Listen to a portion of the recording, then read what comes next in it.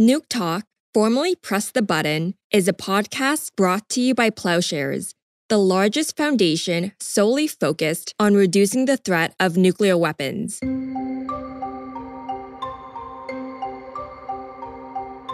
When it comes to nuclear weapons history, there's a lot to cover. The creation and production of the atomic bomb left its mark on not only U.S. foreign policy, but on the cities where production was centered, and the lives and the relationships of the people who lived in those cities. We're talking about nuclear weapons' influence on race, socioeconomic status, and the environment, and how all of that has carried on to modern day. This episode, we're taking a trip to Rocky Flats, Colorado, the site of a U.S. nuclear weapons plant near Denver that manufactured plutonium detonators used in nuclear weapons from 1952 to 1989. Even though World War II had come to a conclusion, the nuclear threat was just beginning. The Soviet Union was building its own bomb, and the tension between the Soviet Union and the United States gave way to a Cold War. The U.S., in response to these tensions, began stockpiling its arsenal of nuclear weapons, building production sites across the country. The Rocky Flats plant, codenamed Project Apple, was just one of many production sites that helped the United States nuclear weapons arsenal peak to a number just over 30,000 at the height of the Cold War. But it's not the only nuclear facility that has compelled journalists and politicians to draw parallels to the Chernobyl nuclear disaster because of a 1969 fire at the plant that released deadly levels of plutonium that could have contaminated all of Denver if firefighters hadn't been able to contain the fire properly. And even though the absolute worst-case scenario did not happen, thousands of Coloradans and first responders were still exposed. Production ended at the plant in 1989, not because the Cold War had ended, but because the FBI and EPA had raided and shut down the plant for environmental violations and crimes. This was the first time one government agency had raided another one. And this is the story of Rocky Flats, Colorado. Let's get into it.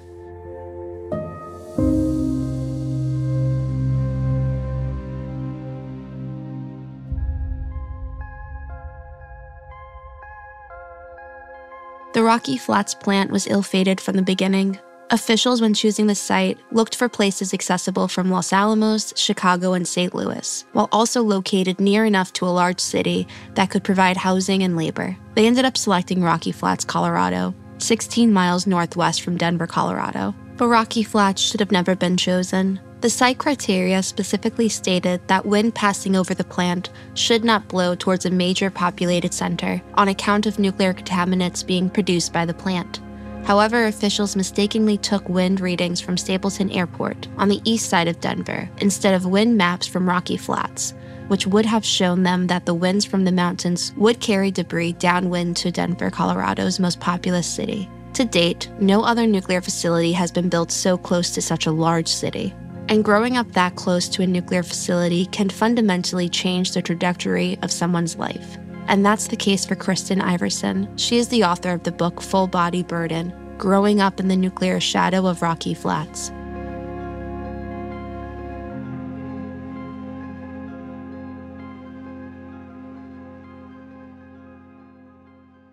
My name is Kristen Iversen. I'm an author and an English professor.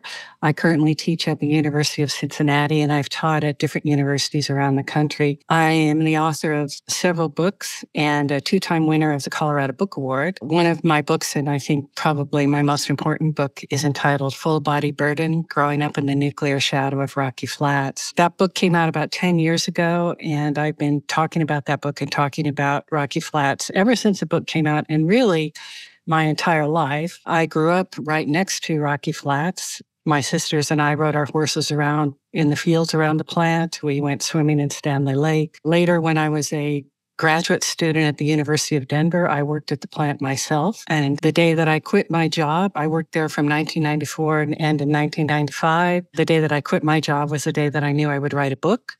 10 years of research and investigative journalism went into that book before it was finally published. And let me begin by saying that when I was a kid and when we were growing up so close to the plant, I could see the water tower from my bedroom window. We had no idea what was going on at the plant. A lot of the people in my neighborhood, the parents of my friends, worked at Rocky Flats. They weren't allowed to talk about what they did. We really knew very, very little. And of course, there were articles and op-eds in the newspapers that were reassuring us that there was nothing going on that we needed to worry about. Of course, that turned out not to be the case. Later, when I worked at Rocky Flats myself, I found that's still to be fairly true. I mean, workers were not really aware of what other workers were doing at the plant. People weren't allowed to talk about their jobs.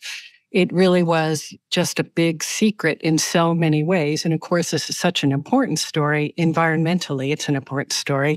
Certainly in terms of public health, it's a very important story. And even historically, Rocky Flats was the heart of the Cold War effort in this country. And I think, here in Colorado, we have been eager to sweep all of that under the rug and not really talk about it. And that's certainly the way it was for me growing up. And even to some extent to the present day, Rocky Flats was a big secret, continues to be a big secret.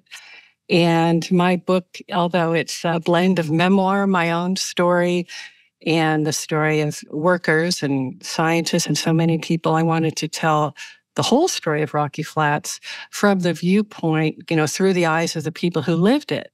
Residents, workers, people who worked at the plant, activists, everybody. And that's what I tried to do with the book. And actually, that's what we're trying to do with the documentary that's in the works right now. But it really turned into a story of secrecy and silencing at the level of family, at the level of community, and at the state and national and even international level. I often speak in other countries about Rocky Flats, and it's always stunning to me that an audience in Mexico City or Edinburgh, Scotland, or London, will often know more about Rocky Flats than people right here in Colorado. The world is watching, and in Colorado, we're trying to sweep it under the rug. And unfortunately, just like Hanford, Washington, most residents of Colorado were not aware of the true nature of Rocky Flats, and workers were not allowed to discuss the facility's nuclear activities. But word began to slowly leak out about the dangerous nature of Rocky Flats plant as disaster after disaster began to mount. The Department of Energy and Rocky Flats plant operating contractor, Rockwell International, prioritized nuclear weapons production over environmental safety in the name of national security. In fact, the Department of Energy argued that Rocky Flats was exempt from environmental laws, which kept proper waste disposal practices from being a primary concern. The 1957 fire spread plutonium particles across the Denver area.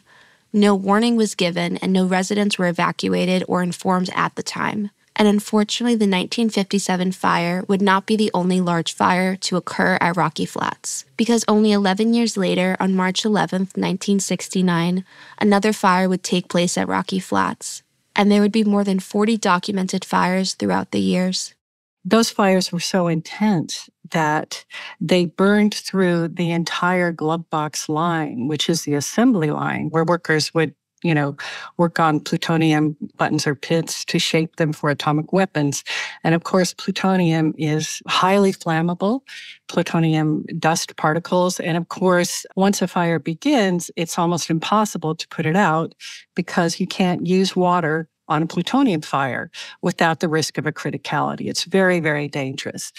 And there is certainly a lot of debate about whether or not a criticality actually occurred at Rocky Flats, but evidence seems to indicate that it did, perhaps more than once. So with the 1957 fire, which occurred before I was born, that fire was extreme. It burned through all of the filters, burned through the measuring equipment. We will never know exactly how much radioactive and toxic contamination escaped from the plant. It was significant. It was immeasurable.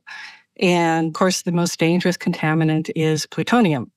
That was laid down in the soil. Plutonium has a half-life of 24,100 years.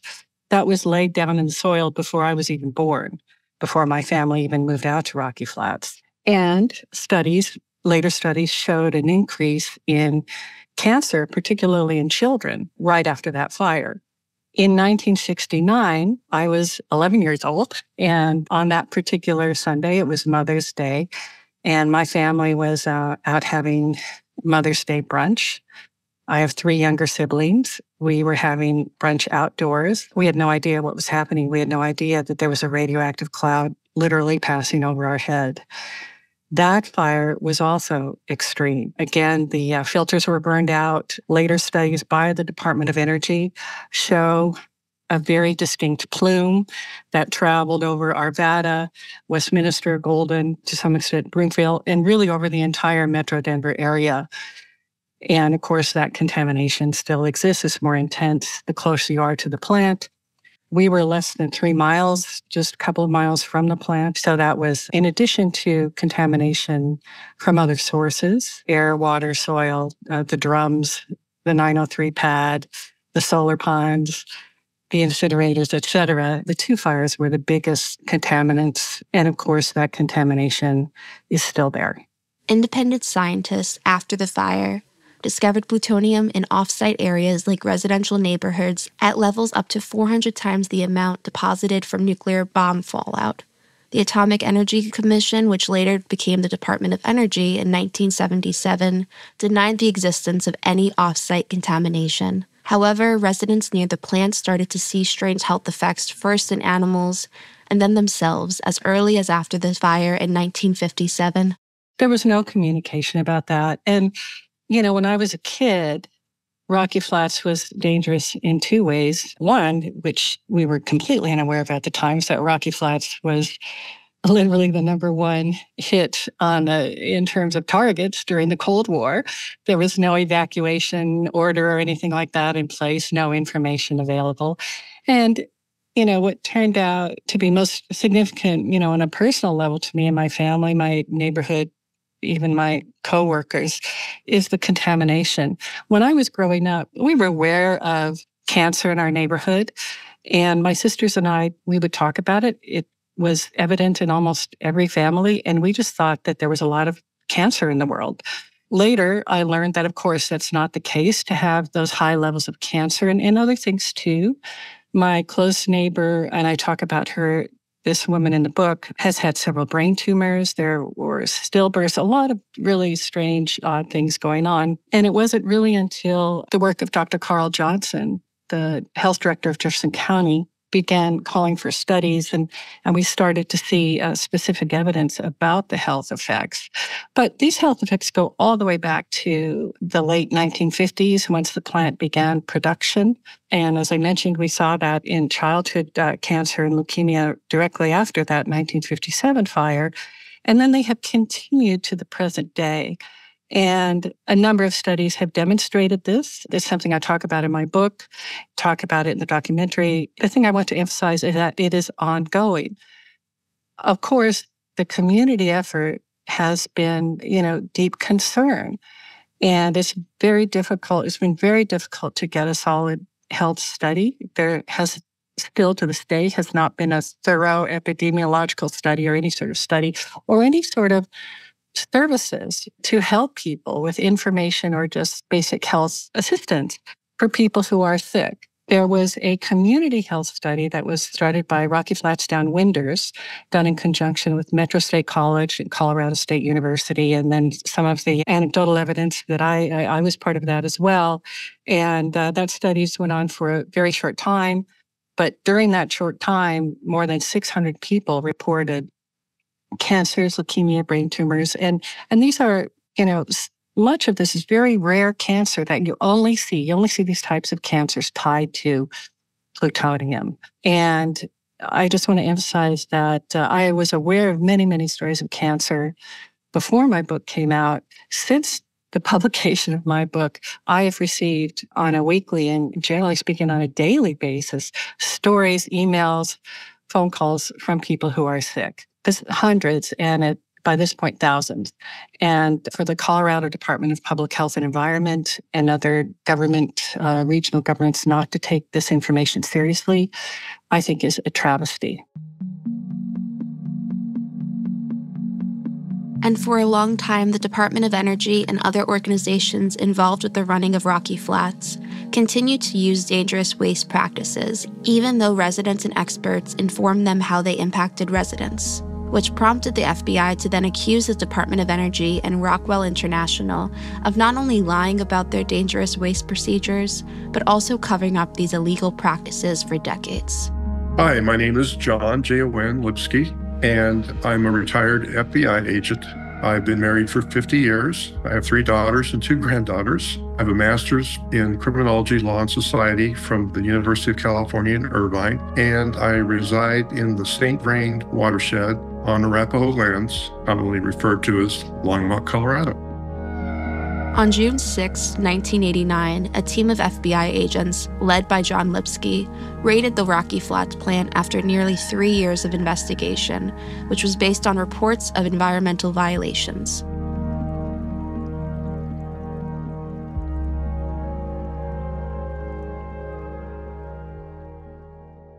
I landed in Denver as a first office agent in 1984, and I was given the mission of EPA liaison, which I didn't know very much about, like the kid that I used to give littering tickets. And that was the extent of my environmental background.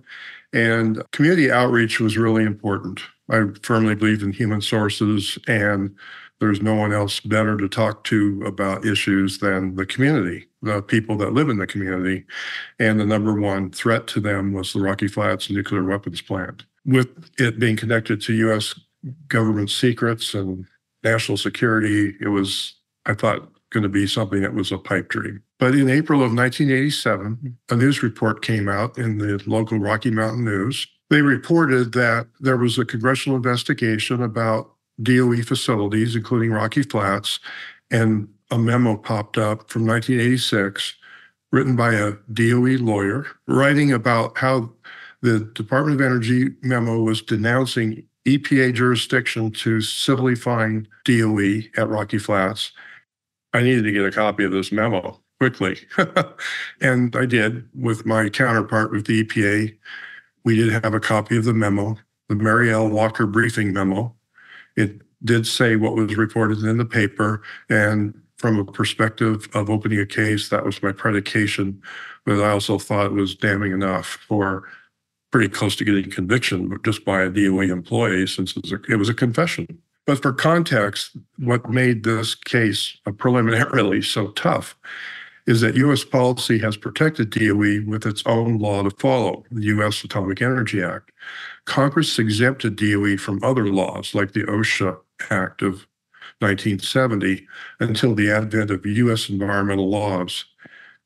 The Atomic Energy Act recognizes DOE as the expert in plutonium that authors its own procedures for handling of byproduct, source, and special nuclear materials.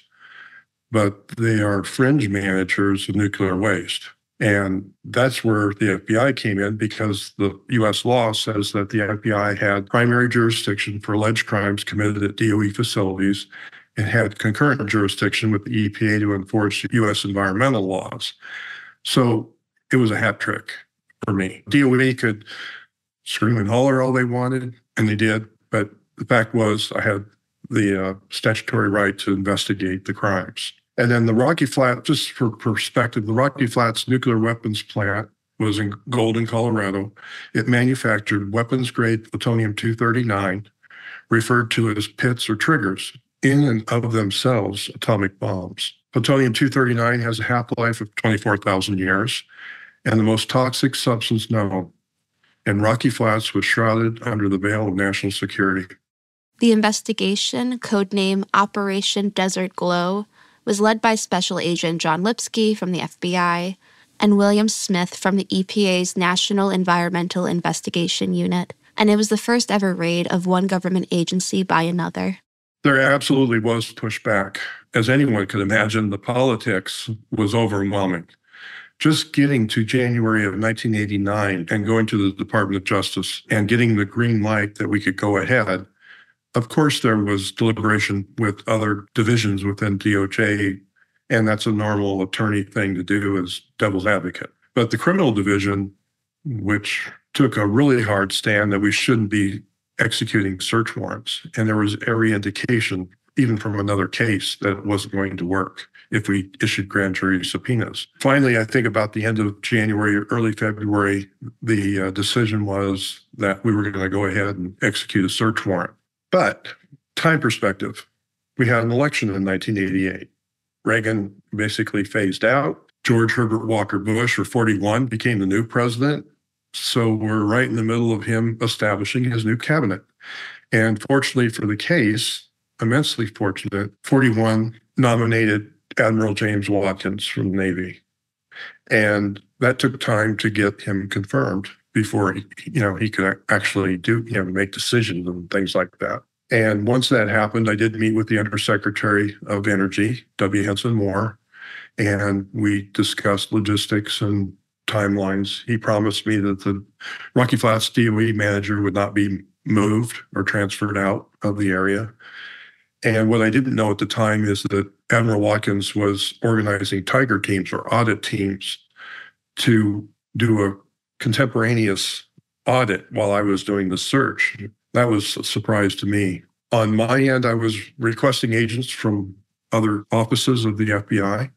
I was outfitting everybody that I thought we were going to need, and we needed to also have radiation training. A very unique aspect to this case, since the history at Rocky Flats has not been a safe one at all. And on June 6, 1989, I served my first search warrant at Rocky Flats, and it officially became a crime scene, and has been ever since, I might add, for many, many reasons. DOE did not keep their promises. The DOE manager at Rocky Flats had been transferred in May. Was disappointed. I ended up having several tiger teams to deal with. Colorado Governor Roy Romer, what he said on TV was very angry, and the state was actually sitting on violations at Rocky Flats for a year because there was a negotiation between Colorado and the Department of Energy to do a tri-party agreement, much like the one at Hanford. And what it was is two things. Romer wanted money for oversight, and it also implemented regulatory capture. And that's what we've seen ever since. And then Attorney General Dick Thornburg, who was the former Pennsylvania governor, when the 3 Mile Island incident occurred, was our new Attorney General. And he reversed best law enforcement practices by ordering that we unseal my affidavit to the public. I had no problem with the public having it. I just didn't want the public in Rockwell having it while I was there and getting a roadmap of our investigation. And it did help Rockwell because Rockwell was moving drums that weren't supposed to be there. And I'm talking about radioactive drums that were supposed to have gone to Idaho. And they were playing a shell game. And it was only because the tiger teams told me about it that I knew that this does not work. And I went ballistic, so to speak. And I was ready to go fly a plane and go see Mr. Thornburg and have a discussion, but I was advised against it. During this investigation and the resulting raid, many of the plant's dangerous practices came to light. Agent Lipsky, during nighttime flyovers over Rocky Flats, observed toxin pollutants being released into the air from the use of banned incinerators to dispose of nuclear waste. Plutonium was also found to be missing. The exact amount is still unclear, but in 1994, former Energy Secretary Hazel O'Leary would admit that at least 2,640 pounds of plutonium had been lost. Documents and testimonies from whistleblowers provided investigators with additional evidence that the DOE and Rockwell were intentionally covering up these illegal practices. Such an astonishing amount of evidence was collected that Lipsky and Smith's affidavit spanned 116 pages. And in response, a U.S. District Court judge decided to call Colorado's state first ever grand jury to determine whether Rockwell International, its employees, and the employees of DOE were innocent or guilty. For over 2 years, grand jurors met once a week to hear over 100 witnesses and to go through over 760 boxes of documents. And on May 18, 1991, the grand jury voted to indict 8 individuals, 5 from Rockwell and 3 from the Department of Energy, for over 400 environmental violations. But this indictment was never pursued. Instead, U.S. Attorney Mike Norton arranged a plea deal with Rockwell International. By pleading guilty, Rockwell agreed it had committed 10 environmental crimes and would pay $18.5 million in fines. This amount was the largest environmental penalty ever imposed at the time, but was less than 1% of Rockwell International's yearly sales. This plea deal also gave immunity to all individuals involved, protecting Rockwell from being prosecuted in the future, and sealed all court documents. It was all about politics. Rockwell was already a convicted felon in 1988, but it was because they were saturated at NASA and other facilities. This is a huge company that part of the problem why we couldn't do the search right away is because it was a big employer. When we did the search, the Department of Justice immediately impaneled a special federal grand jury. not for any jurisprudence reasons that, we normally hear about. I think it was to lock down, and then secret meetings, meetings that I was not invited to attend. All of a sudden, by 1991, we were not going to pursue prosecution against individuals. And I thought, that's interesting, because who pulls the levers? And I'm not talking about the workers, I'm talking about the managers that are getting the big bucks. Well, we had a very aggressive prosecutor in Denver, and I didn't agree with this, but he had target letters issued to over 10 people, Rockwell and DOE people. Totally unethical. It just wasn't right to know that we weren't going to indict individuals, but then he had these target letters that imply that they could be indicted. And by the summer of 1991, we had to deal with a guy named William J. Barr, version 1. And Rockwell knew their political avenues. They exploited them. They hired a law firm in D.C., and they went to work. And from reading all of the material, the letters and everything, because of the congressional investigation, I was able to find out that it was actually Rockwell that suggested a plea agreement only under certain conditions. And they laid them out. And of course, you've got an attorney general that's thinking this case has gone too long, we need to do something, probably was just going to close it up anyway and lock it up. So the decision was to go ahead and do a plea agreement. And then there was a minimal fine. Minimal meaning it was less than what Rockwell was awarded in a year. So it didn't hurt him. But the real travesty was there was another case that was filed in January of 1990 called the Maryland Cook plaintiffs versus Rockwell and Dow. And everyone was aware of it. So was Rockwell. So they asked for and received a statement in the sentencing memo that no physiological harm occurred off-site at Rocky Flats. And I told my prosecutor that's a lie. It's not the truth. I disagreed with it. And if there's anything I can do to beat this, I will do it. And I did. I met with my favorite local organizers right after the plea deal in June of 1992. The court even accepted it. The grand jury wanted to indict people.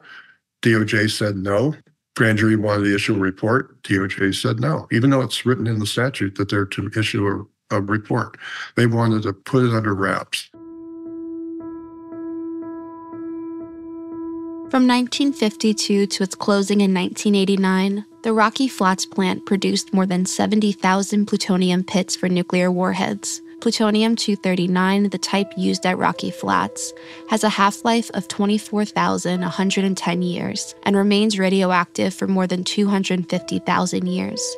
So clearly, cleanup of this site is vital. Cleanup at Rocky Flats began in 1996, 6 years after the EPA added the site to its Superfund National Priority List, an EPA-funded program which identifies and cleans up the U.S. most contaminated land in environmental emergencies. And in 2005, almost 10 years and $7.7 billion, the cleanup of Rocky Flats was considered complete. And in 2018, Rocky Flats was turned into a national wildlife refuge, which caused an uproar, and many lawsuits arguing that Rocky Flats still remains hazardous, even as the DOE stood by its claim that the site posed no health risk.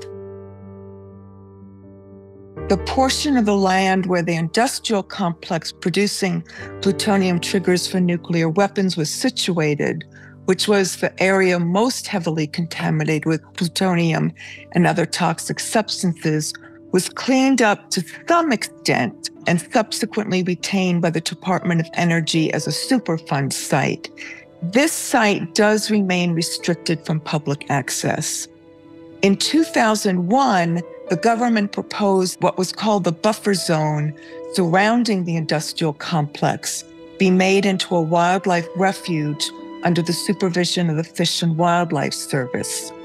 Although not as contaminated as a Superfund site, the buffer zone was known to be contaminated with plutonium and other toxic substances, especially in wind-blown areas east of the industrial complex. By converting the buffer zone into a wildlife refuge, the government would not be required to do any cleanup of that area at all, saving it hundreds of millions of dollars. However, it takes 24,000 years until a given particle of plutonium loses 1/2 of its radioactive energy. Therefore, the soil remains contaminated essentially forever. Furthermore, by making it into a wildlife refuge, the government most likely sought to change the public's perception of the buffer zone from a place ridden with plutonium into the semblance of a pristine nature reserve. Notably, letters on the public record were predominantly against the creation of the wildlife refuge due to the health risks posed by contamination of the land. However, the governments of the surrounding counties were in favor of its creation, probably to help change the narrative away from the history of Rocky Flats. That was Dr. Deborah Segaloff, board member of the Colorado Physicians for Social Responsibility, who is joining other Colorado and environmental organizations that are currently suing to stop the Rocky Flats Greenway project. Rocky Flats, with its long history, is no stranger to protest. As word slowly began to circulate about the plant's nuclear activities and its radioactive contamination began making newspaper headlines in the 1970s, large-scale protests slowly began to mount. Following a rally on April 28, 1978, more than 5,000 protesters blocked the railroad tracks leading into Rocky Flats plant and continued to occupy the space on and off until January of 1979. Daniel Ellsberg, who released the Pentagon Papers, was one of the many anti-nuclear protesters outside Rocky Flats, who were arrested and charged with violating the Atomic Energy Act of 1959. Protesters and activists today are taking the legal route to get their voices heard and listened to, and community members are also taking a stand. To date, 7 school districts have prohibited field trips to the wildlife refuge. This includes the Denver School District, which is the state's largest. Also, there had been plans to build a parkway alongside the eastern boundary of the wildlife refuge, which is in the windblown area and heavily contaminated, therefore. In preparation for that construction, samples of soil just outside the eastern edge of the refuge were tested for plutonium. This study revealed a particularly radioactive hotspot of plutonium. And at this point, local environmental groups and individuals, including me, spoke at several meetings of the Broomfield City Council, one of the local governments participating in the construction of the parkway, to persuade them to withdraw from the parkway. Notably, in 2020, the city and county of Broomfield withdrew from the Parkway project, effectively halting construction of the parkway. And at that time, they also withdrew from the Greenway project. And just last week, a federal judge heard oral arguments on Wednesday, March 6th in Washington, D.C., over whether to halt the continued construction of the trail. U.S. District Judge Timothy Kelly, who noted at the start of the hearing this was the first time he had presided over a case like this, did not indicate how he would rule. The U.S. Fish and Wildlife Service proposed to build what's called the Rocky Mountain Greenway, which entails the construction of trails within the Rocky Flats Wildlife Refuge that would continue into the neighboring counties of Boulder and Westminster.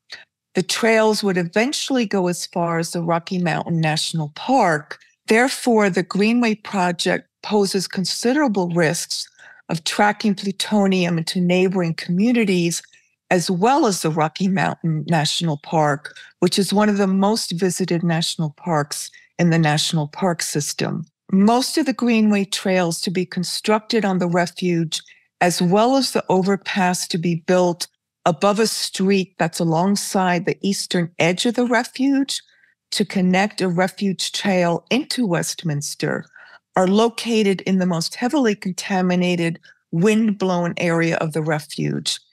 As such, the construction processes themselves also pose risks to public health because the disruption of plutonium-contaminated soil will allow contaminated dust to be airborne and windblown. The lawsuit was filed against the U.S. Fish and Wildlife Service and the Federal Highway Commission by the National Physicians for Social Responsibility, PSR, as the lead plaintiff, with other local groups, including PSR Colorado, as co-plaintiffs. The lawsuit argues that these agencies ignored public health concerns by not considering alternate routes for the Greenway project that would have avoided the heavily contaminated windblown areas or the refuge altogether. It argues that construction should be halted until further evaluations of the environmental impact on the area can be done. A preliminary injunction was recently filed to temporarily halt construction of the Greenway project until a decision on the lawsuit is made, and we're waiting for the legal decisions to come from those. And at the time of this recording, there is yet to be a legal decision made whether or not to halt the Greenway Trail.